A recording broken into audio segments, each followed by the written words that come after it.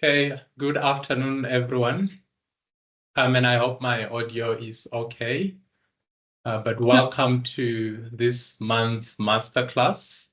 Welcome as always. We always get very excited at Caltech when it's masterclass day because we know that we are always in for a treat in terms of getting insights from our different members and other members of the call community. For those that don't know me, I am Aburengwi Nengovera, and I'm with the Caltech Research Association.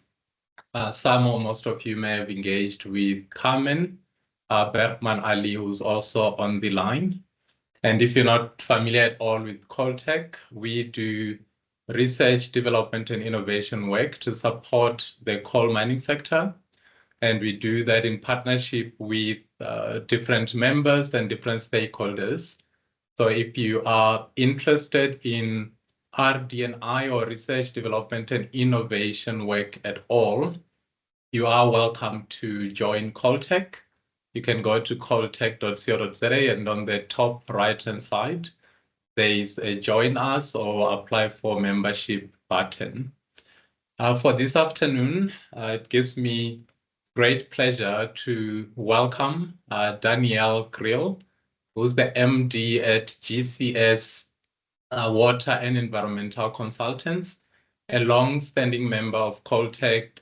Most of our members and beyond will be familiar with the work that GCS does.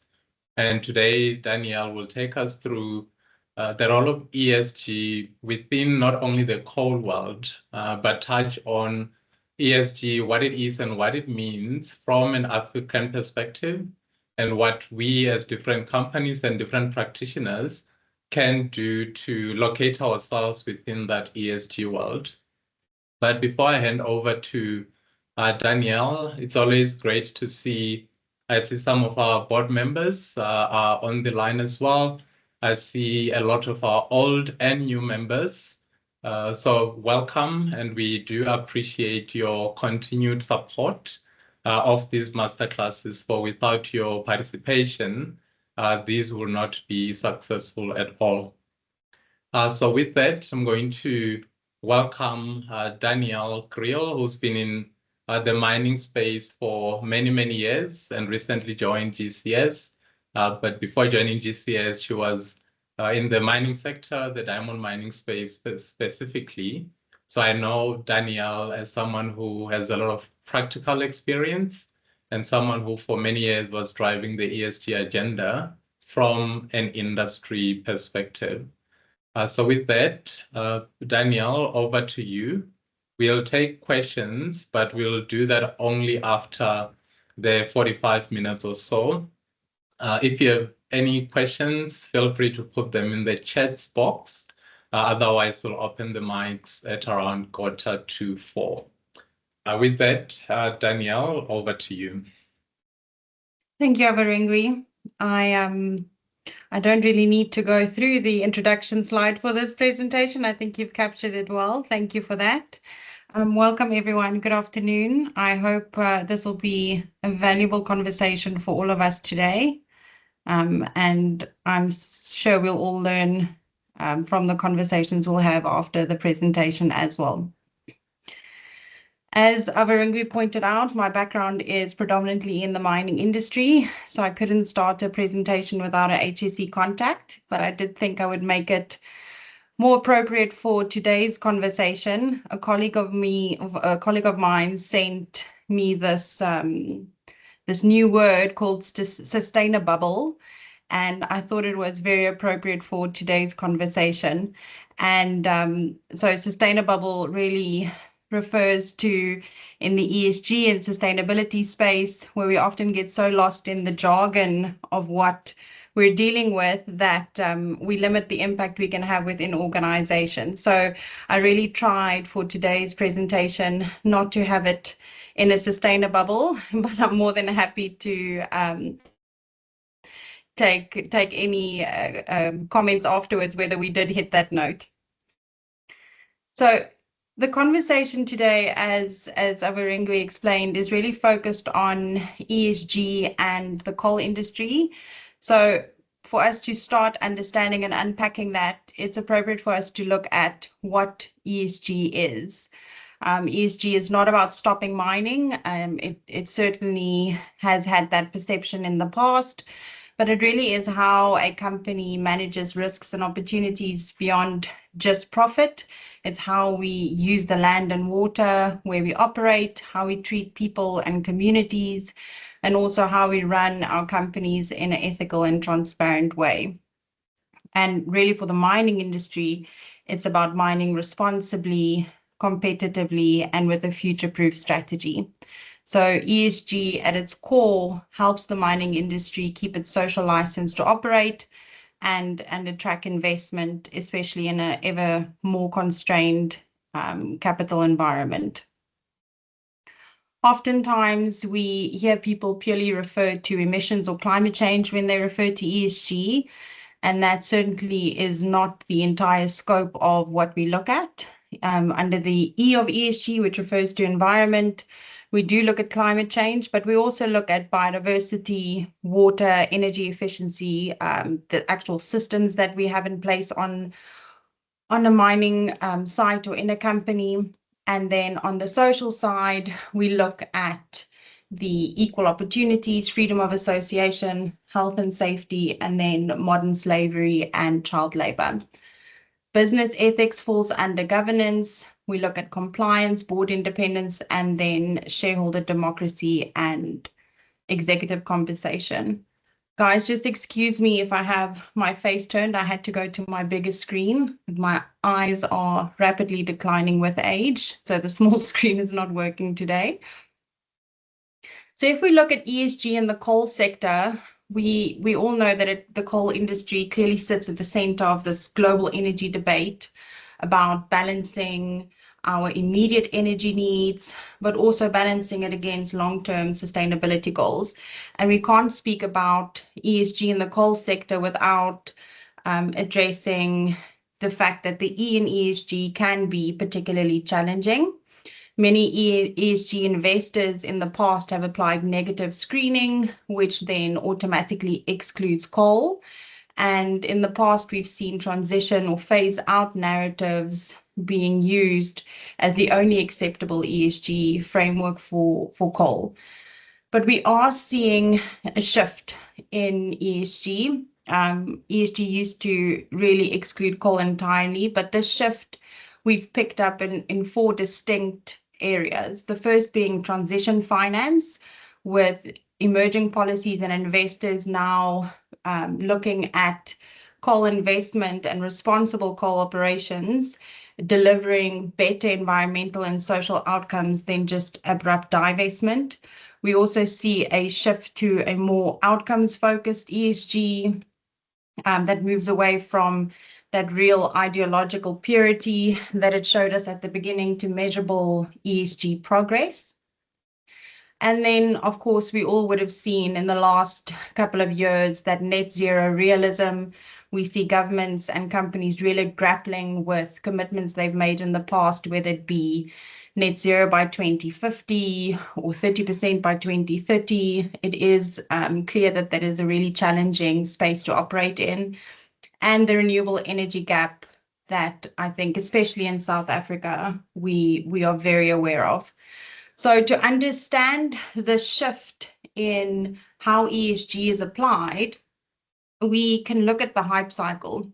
And the hype cycle helps us prepare for the next phase of ESG. So the hype cycle is a model that was developed that shows us how you have a typical progression of new ideas or new technologies as they move from initial excitement, or what we know as the innovation trigger, through to mainstream adoption, and how those ideas and processes mature throughout the hype cycle and adoption of an idea or technology. So applying the hype cycle to ESG helps us understand, as operating companies in a certain space, what we can expect in the future, which ESG trends are predominantly overhyped, and which are maturing and really delivering value for organizations that would like to adopt ESG.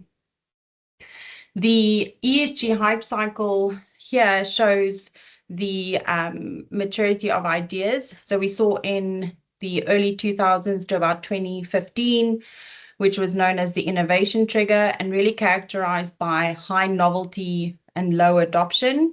And that was informed by growing awareness on climate change. We saw the birth of ESG investing and fossil fuel divestment campaigns started to emerge. During the innovation trigger, the coal sector really viewed ESG as more a reputational consideration rather than a strategic priority. And we started moving into the second phase, which is the peak of inflated expectation. So from about 2015 to 2020, ESG was really all high hype, but the value was still not determined. It was quite unclear. But it did start accelerating, and ESG started to inform mainstream finance decisions. We saw global investment shifts from major banks and major funds that stopped or started excluding thermal coal from their investment portfolio. And we really saw a global explosion of net zero pledges.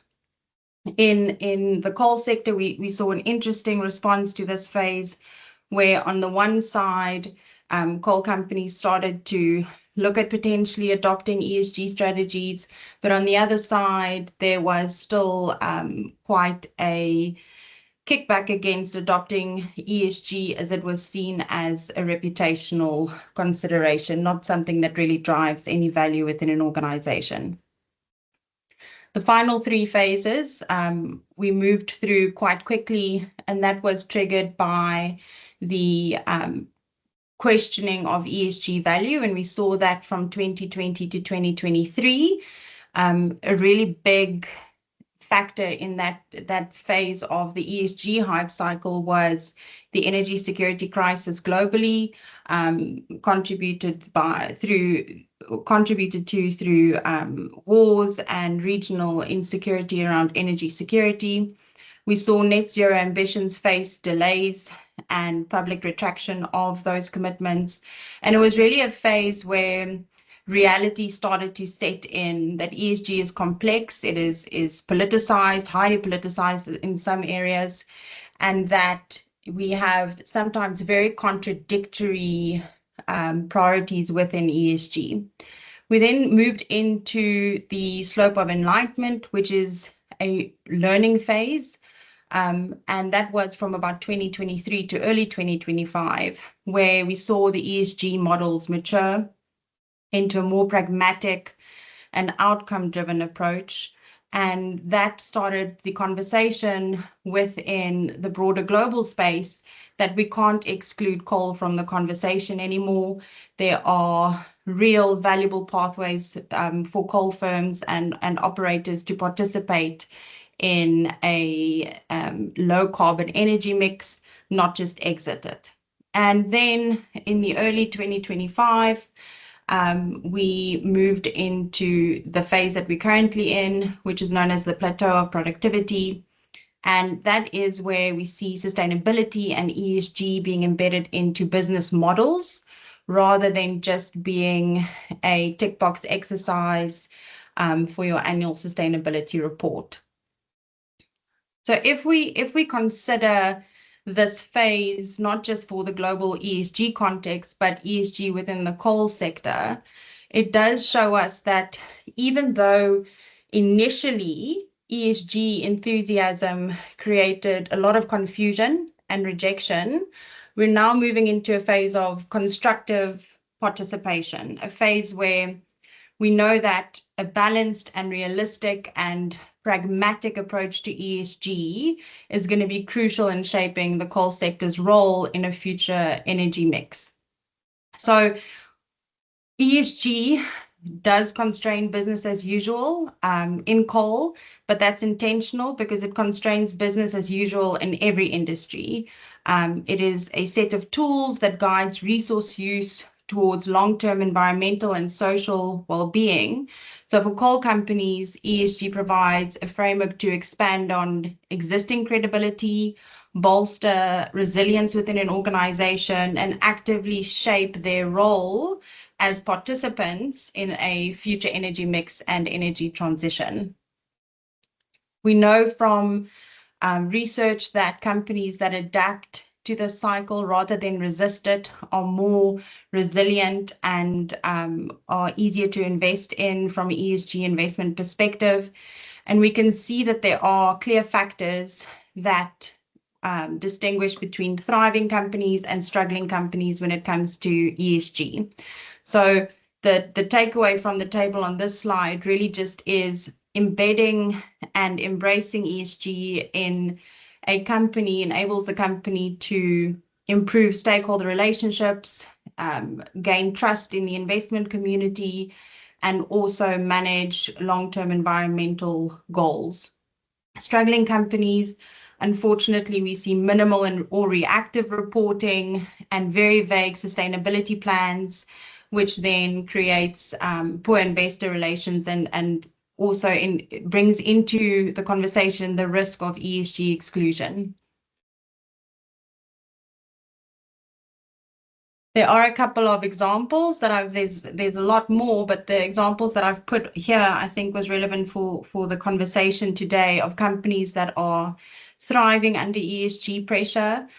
We see Exxaro, Glencore, Thungela, and Seriti really redefining what it means to be a responsible ESG operator in Africa or globally. Thungela has improved its ESG ratings and have a very positive stakeholder engagement approach. And through that, they were able to secure a sustainability-linked revolving credit facility, which in the early 2000s would have been an absolute no-go for a coal company to access that type of funding.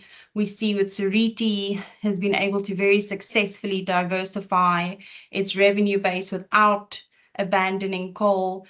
And as you can see from the examples here, it really goes to business resilience. And that is why companies are embracing ESG. There are a lot of benefits of ESG, but business resilience is oftentimes a core driver of why companies embrace ESG. And how can we say that it improves business resilience? Well, if we look at some of the benefits of ESG, one example is operational efficiency and cost savings. In the mining industry, we struggle every day with resource prices and operating cost impacts, and ESG drives efficient processes, reducing the inputs into our processes and ultimately reducing our operational cost exposure. It helps us attract and retain capital because ESG aligned companies are perceived to have a much lower risk base. And obviously, as with the Seriti example, we have revenue diversification. It enhances our social license to operate, and the outcome of all of this together is a brand and reputation benefit. I've included one case study here of ESG resilience, which is for a UK listed company that we worked with in 2020, 2021. It is a company that operates within Southern Africa, but a really cash-constrained business. And they wanted to embed ESG into their business strategy, but do it in a way that doesn't necessarily require massive upfront capital investment associated with renewables.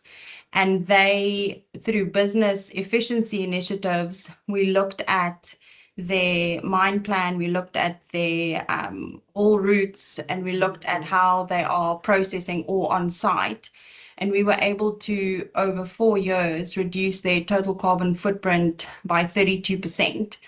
This company did initially target a 30% reduction by 2030, just as a result of their life of mine in Southern Africa being only until 2034.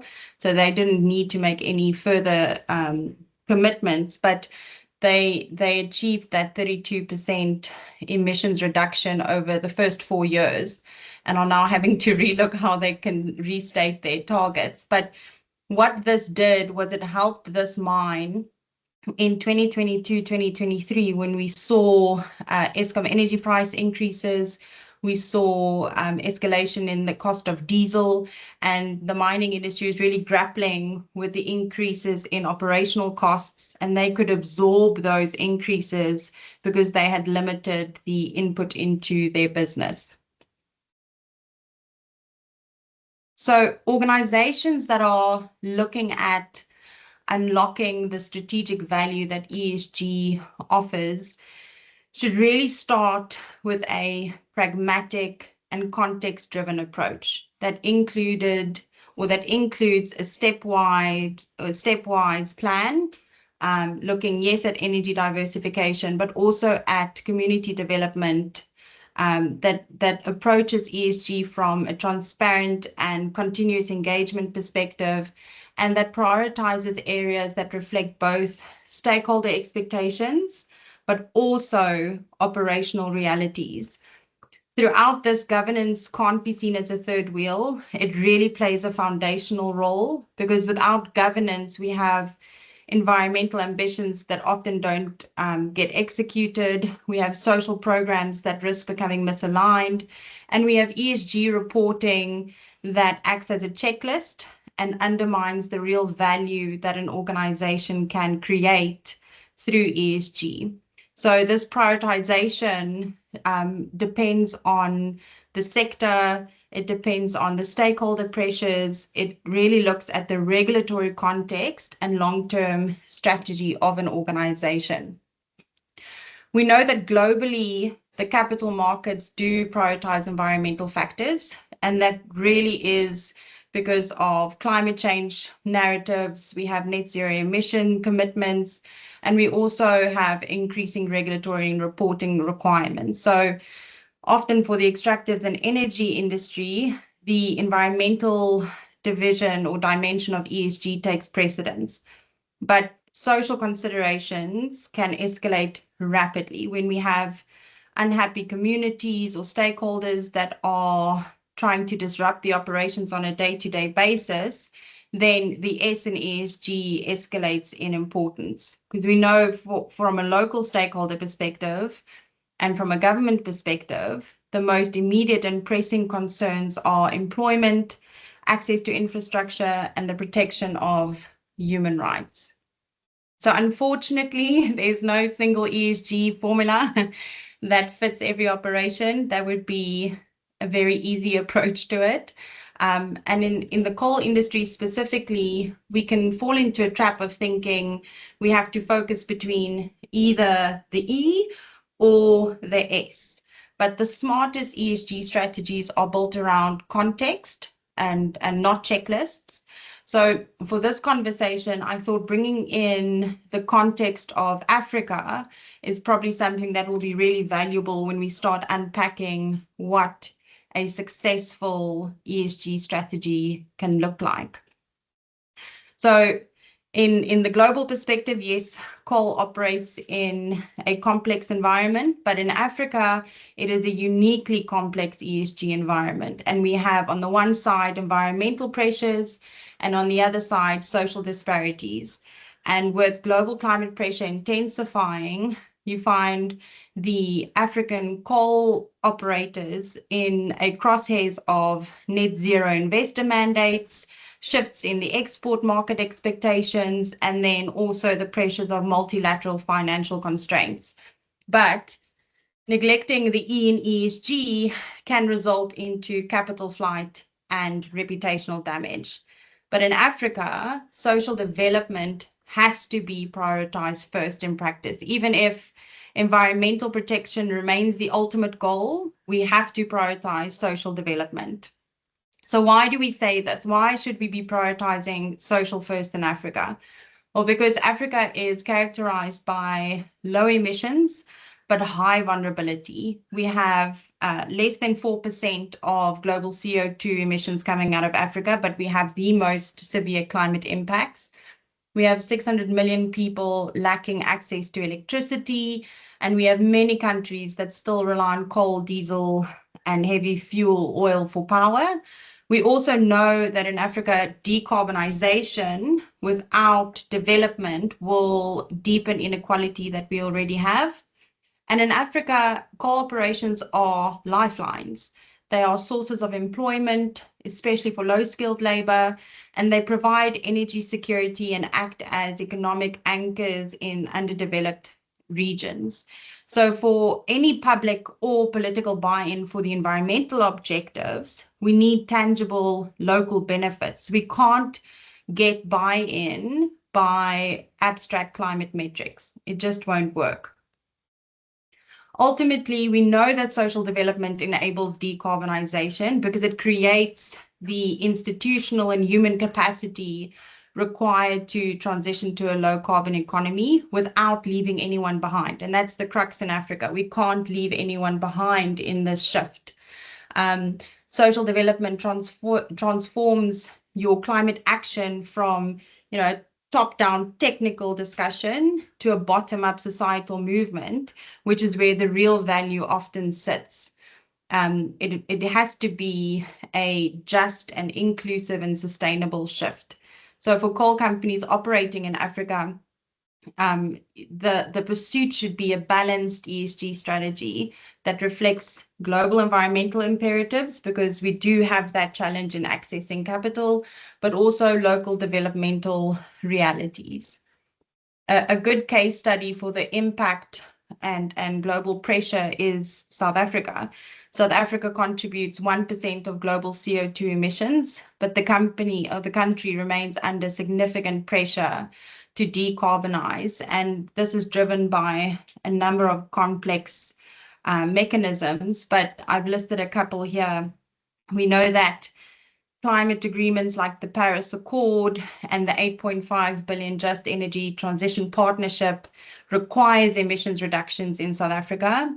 And we also know that the new Climate Change Act in South Africa now legally binds the country to reduce emissions. In addition to that, we have trade complexities where mechanisms like the carbon border adjustment mechanism could potentially penalize South African exports into the EU because of the carbon footprint implications. And in South Africa, we see the unreliability of Eskom coal plants, resulting into a need for a more diversified energy mix. And we have Mpumalanga and Vaal suffering from pollution concerns, as well as global investors demanding ESG alignment and net zero roadmaps from operating companies. So all of these pressures play into how climate change and ESG and sustainability get regulated. And if we did entertain a scenario where South Africa would switch off coal tomorrow, it would be absolutely catastrophic. We would see rolling blackouts across the country, with about 85% of South Africa's electricity we know is generated through coal. Coal mining employs about 100,000 people directly and 350,000 people indirectly. So we would see entire towns be devastated and a spike in our already high unemployment rate of 30%. Mining contributes a significant portion of South Africa's GDP and export revenue. So we'd also see a recession being triggered, and Eskom and Transnet really struggling to keep the companies going. In addition to that, industries like the steel, cement, and chemicals industry would have disruptions in their operations because they depend on coal for energy and process heat. And all of this would play into social instability as a result of mass layoffs and economic contraction within the country. So ending coal without a just transition in South Africa would be absolutely catastrophic. And it would be, the takeaway for South Africa is definitely clean, but not at the cost of darkness, and green, but absolutely not at the risk of collapse. So when we speak about a just transition, what does that mean? It basically means that we need to make sure that as the world tries to move towards a low carbon economy, no one is left behind. We need to respect the work that people do. We need to protect income. We need to protect social stability, and we need to offer real opportunities for people in the future. So applying the concept of a just transition to ESG not only enhances the effectiveness, but for Africa and for South Africa, it is the only way that we ensure that environmental actions can protect workers, can protect communities, and protect vulnerable groups. The just transition lens to ESG strengthens social and governance pillars, but it also reduces reputational risk, reduces regulatory risks, and ensures that ESG strategies are more resilient, credible, and impactful where it matters from the bottom up. So how should it be approached? How should we actually start talking about an ESG strategy that looks at it through a just transition perspective and that also caters for the context that we are operating in within Africa? So the valuable part of looking at a just transition ESG strategy is that the first phase absolutely has to be to stabilize and secure your social license to operate. And ensuring that you have your social license to operate protects your vulnerable communities, protects any at-risk communities. And that could look like prioritizing local procurement and employment that will boost economic inclusion. It could include investing in community development partnerships. It could include transparent and accessible grievance mechanisms to ensure that operators can respond effectively and in a quick turnaround time to any concerns coming from communities or other stakeholders. And these strategies are especially essential where we see heightened scrutiny around labor rights, health and safety, or inclusive economic practices. We then move into the phase 2, which is de-risking environmental exposure. Ultimately, de-risking environmental exposure helps us to unlock ESG financing while lowering emissions and ensuring compliance with any regulatory requirements. And this could be implementing air and water quality controls, ensuring that there is frequent engagement and transparent reporting on progress on those quality controls. It could look like advancing your mine rehabilitation and biodiversity offset programs to restore ecosystems as you continue mining. Cleaner coal technologies are also taking a center stage in the conversation around how coal companies can prioritize the environmental aspect of ESG. And then integrating renewable energy and hybrid systems into mining operations can also support decarbonizations.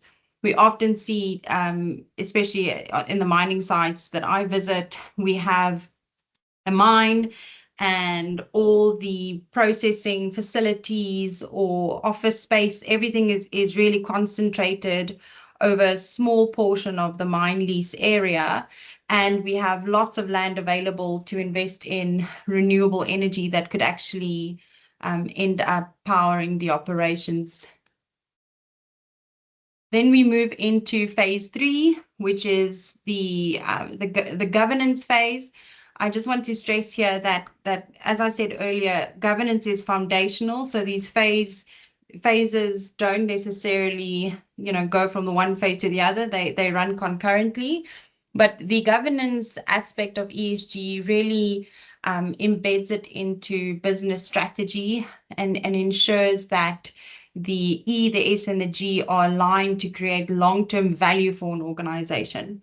So often when we start working with companies to embed the governance aspect of it, you start at your board or executive ESG committee that can provide strategic oversight into the strategy that's been adopted.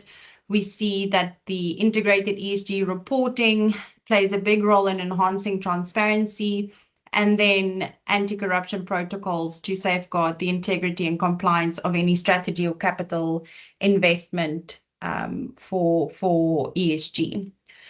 Often organizations stop after phase 3, but phase 4 is critical to embed the just transition into ESG, and that is looking at aligning with national development and sustainable development goals. We see a lot of organizations design UN SDG aligned strategies to tie their organizational strategy into a broader set of goals. And really, this looks at aligning the organizational ESG strategy with national priorities or regional priorities even, and could be supporting community-based renewable energy projects or implementing worker transition and reskilling programs, or it could look like participation in public-private infrastructure initiatives that enable sustainable development. All of these actions demonstrate leadership in just transition when we look at ESG and environmental resilience and long-term social value creation. So when we consider the approach of including the just transition into your ESG strategy, it helps us understand how both of the ESG mandates and the mandates of the coal industry are mutually beneficial. They are not at opposite ends of the spectrum. And we can then start seeing how the ESG concerns that we saw in the early 2000s gets reframed as ESG opportunities. So ESG doesn't slow us down. It actually protects your license to operate and minimizes any shutdowns or fines. It doesn't cost too much when you consider that it drives operational efficiencies and reduces your operational costs over time, lessens your reliance on natural resources. It opens the door to transition finance and responsible investment that is focused on resilience. And it does go beyond compliance. It's more about reputation and risk management, future access to markets, and long-term value creation. So embracing ESG and embracing the lens of a just transition in Africa is really the only way that we can approach ESG to create value, not just for communities and the environment, but for the organizations that adopt ESG and embed them in their strategy. The overarching message that I hope I could relate today is that ESG is not a burden for the coal industry. It should be seen as a competitive edge. And if we really participate constructively, then we're able to define our own role as the coal industry in the future energy mix. Thank you, everyone. Danielle, thank you for that. I think you've really given context to the role of ESG within our world. I think for the last 5, maybe 7 years, there's been such a debate on ESG and how we need to define it and implement it within our different companies. So I really appreciate the context that you have provided. We're going to open the conversation for any questions that may be there. We've got a bit of time. So if anyone has a question that relates to the topic at hand, please feel free to jump in. I have, though, in the meantime, asked the chairperson of our Sub-Base Environment Steering Committee, Mr. Martinez Wessels van Wyk, just to give a word of thanks to Danielle. It takes a lot to prepare for these sessions. So Martinez, if I can just maybe ask you to say a word or two as the chairperson, if you don't mind. Thank you for that, Aburingwe. And I hope I am clearly audible because I am on Bluetooth speakers currently. But Danielle, thank you very much for this wonderful topic. I think the topic of the just transition and ESG within the South African context is especially pressing for all of our members and the coal company, our contractors as well. We are currently the epicenter of the climate policy debate, socioeconomic transition, and energy security. debates that's taking place within the country. If we get this correct, we mitigate risks in terms of regulatory, reputational, financial, social, physical, and environmental risks. So thank you very much for the presentation. It was really good to see how ESG and the just energy transition is applied to the African context. Thank you. Martinez, thank you for that. I'm just checking if there are any questions. The masterclass will be uploaded on the Caltech website. So if you want to share it with others who couldn't join today, that's where it will reside. I'm always wary that in these sessions, there is always a few people who may not be familiar at all with Caltech. Caltech is divided into 4 research focus areas. The conversation around ESG falls primarily within the surface environment research focus area, but it also equally touches a lot on the terms of reference and our future technologies research focus area, which is chaired by Mr. Litiane, who I also saw online. So if you are interested not only in this topic, but also in other aspects that relate to the world of coal, we do welcome you to join these conversations, form part of the steering committees, form part of the research. And if you are an employee of any of our members, joining any of our steering committees is completely free. And we do welcome even those who are not members to at least apply so that we can continue to grow this community and stop being on sort of the outside criticizing what the coal world does. I find it's always beneficial to be on the inside and try and find solutions. So again, we'll continue to invite people to welcome or to come into the Caltech world and form part of this community. With that, Danielle, also from myself, thank you for the effort that went into compiling the slides, the insights that you have shared.